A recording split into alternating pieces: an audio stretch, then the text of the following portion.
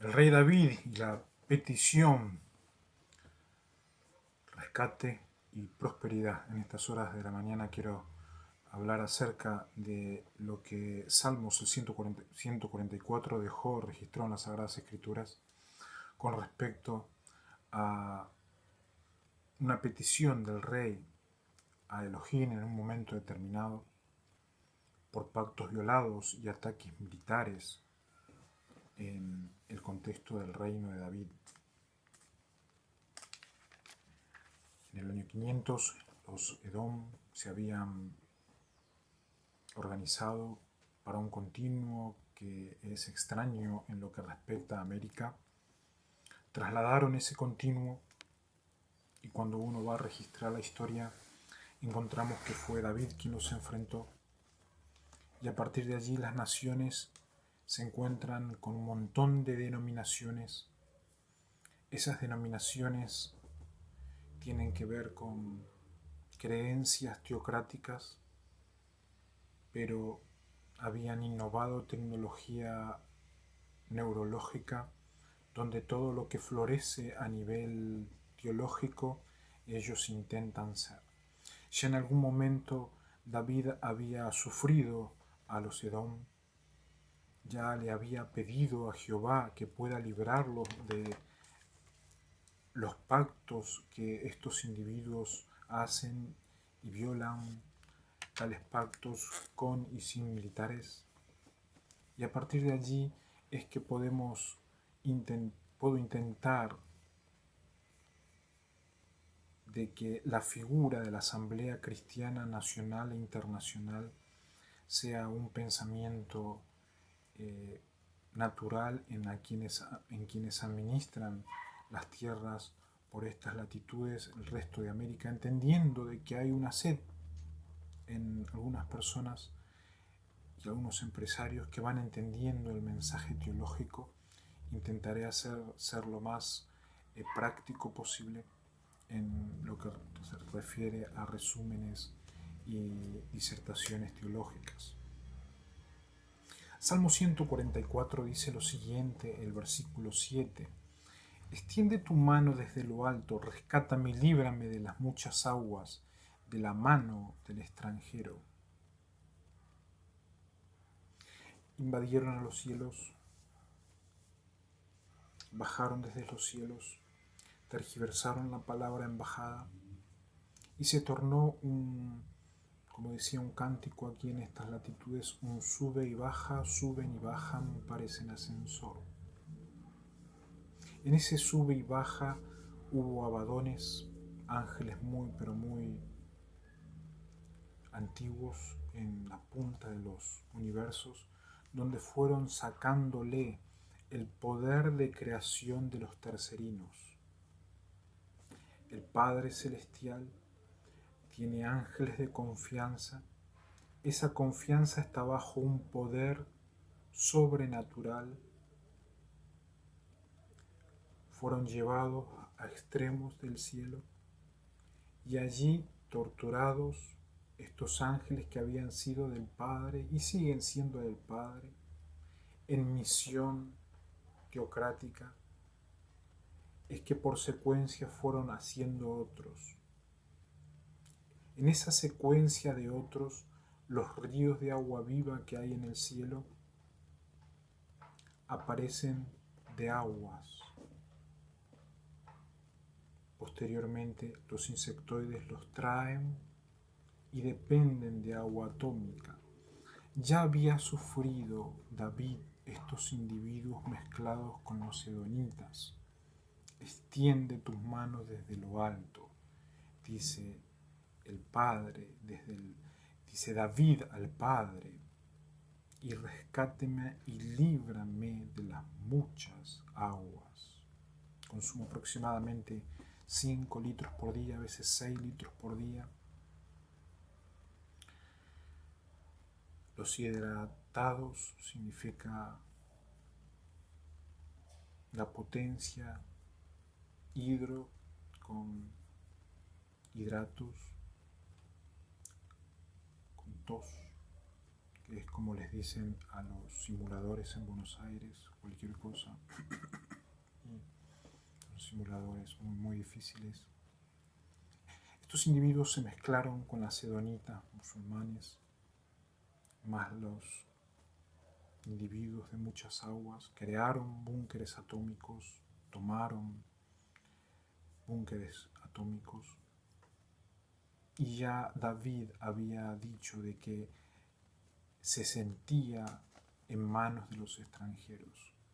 Un mensaje para esta mañana es para aquellos que están no solamente en este país, donde está comprobado que el poder musulmán es que gobierna los cielos y la tierra, base a negociados de chapas, de aviones, y llevan para el desierto arábigo, sino para todos aquellos que han confiado en la administración pública y nacional y necesitan figuras teológicas, experiencias teológicas para volver a creer en la tierra, ya que en todas las líneas de la gobernabilidad encontramos de que ya habían sufrido a los que habían venido. Dice el versículo 8, cuya boca habla falsedad y cuya diestra es diestra de mentira. Oh Dios, un canto nuevo te pediré, un canto nuevo te cantaré, dice el versículo 9. Individuos que hablan, que piensan dentro de uno y es mentira. No fueron nunca creados por voluntad del Padre. Por eso es que el Padre cree en los procesos naturales de planificación familiar donde un hombre conoce a una novia, después que se conocen deciden vivir juntos, después que deciden vivir juntos planifican si traer a alguien al mundo. Esa planificación natural es voluntad del Padre cuando dos individuos, tanto hombre como mujer, se unen para esos propósitos. Fuera de esa creación, fuera de ese esquema, piensan y falsean, piensan y mienten. La tecnología los agarra, vienen a mi mente con señales a probar si pueden seguir engañando, y es allí donde encontramos que David fue uno de los que más sufrió a los edones maometanos, islámicos, que están allí en América y que están allí en el sur de Arabia con propósitos ajenos a Manasés. Dice el versículo 12, para intentar tener una iglesia nacional en el corazón y en la mente de aquellos que no quieren nuevamente arriesgar en denominaciones donde los han saqueado. Dice el versículo 12, sean nuestros hijos en su juventud como plantíos florecientes, y nuestras hijas como columnas de esquinas labradas, como las de un palacio. En el pensamiento davídico, las familias son como hijos fructíferos y las hijas deben ser llenas de gracia, y esa gracia y ese álido no puede ser sustituido o extraído. Los hijos deben florecer como un plantío floreciente. Debemos luchar.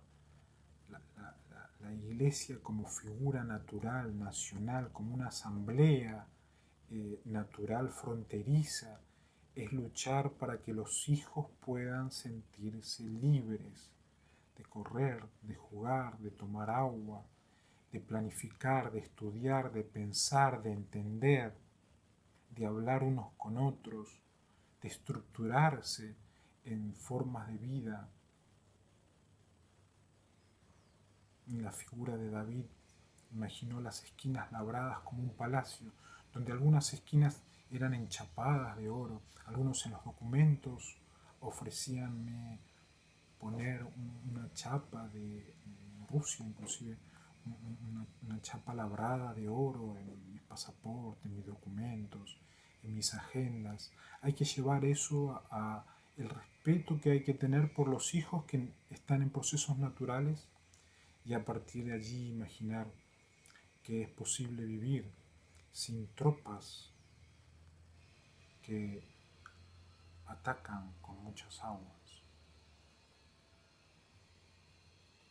¿Qué más es la figura nacional natural? La iglesia natural nacional. El versículo 13 dice: estén llenos nuestros graneros, suministrando toda clase de sustento, y nuestros rebaños produzcan miles y 10.000 en nuestros campos.